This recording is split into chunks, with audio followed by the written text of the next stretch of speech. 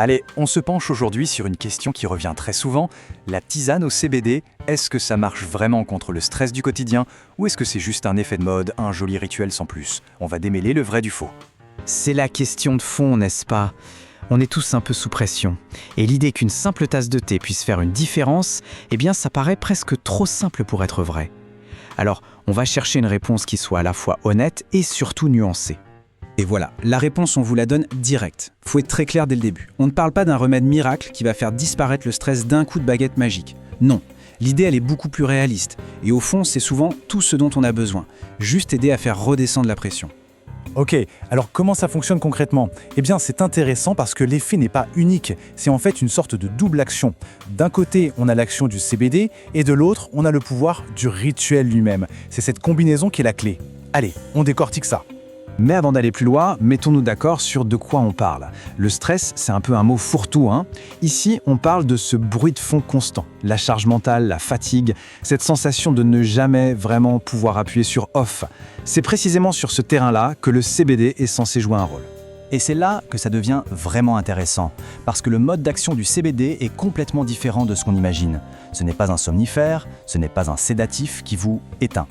Pensez-y plutôt comme un régulateur. Il n'impose pas le calme, il aide le corps à retrouver son propre équilibre, à baisser le volume du bruit ambiant.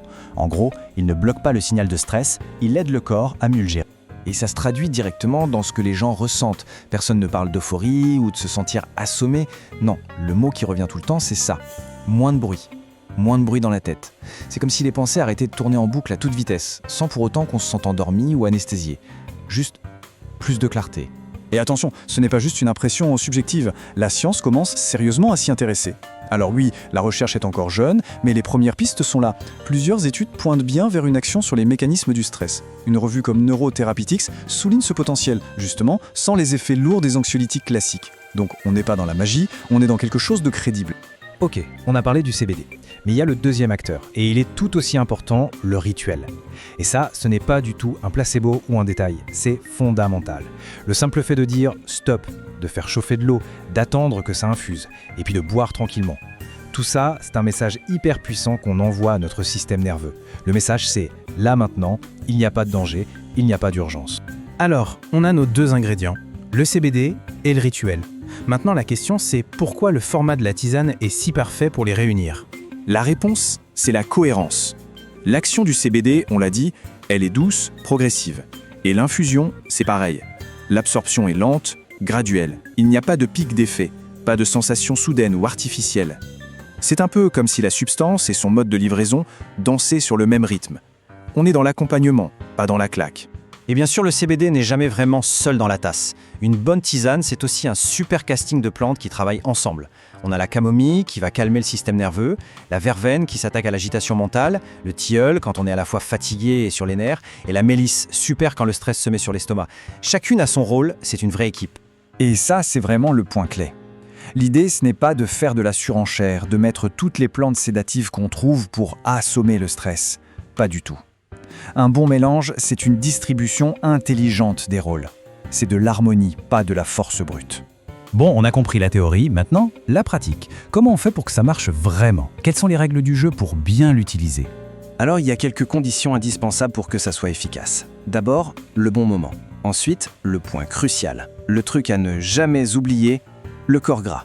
Un peu de lait, de boisson végétale, c'est non négociable, sinon le CBD n'est pas absorbé. Et enfin, la régularité. Ça marche mieux en routine qu'en pompier de crise. Et bien sûr, laisser infuser. Minimum 10-15 minutes, sinon c'est de l'eau chaude. Voilà un bon résumé des 12 and don't. Ce qu'il faut faire, la boire lentement, dans un coin tranquille. Ce qu'il faut absolument éviter, s'attendre à un effet immédiat et puissant, oublier le corps gras et surtout, la boire tout en continuant à répondre à ses mails ou à scroller. Là, ça ne sert à rien. C'est l'échec assuré parce qu'on tue le rituel dans l'œuf. Cette analogie, elle est parfaite pour résumer l'état d'esprit. Ce n'est pas un bouton reset qui efface les problèmes et remet les compteurs à zéro. C'est un bouton pause.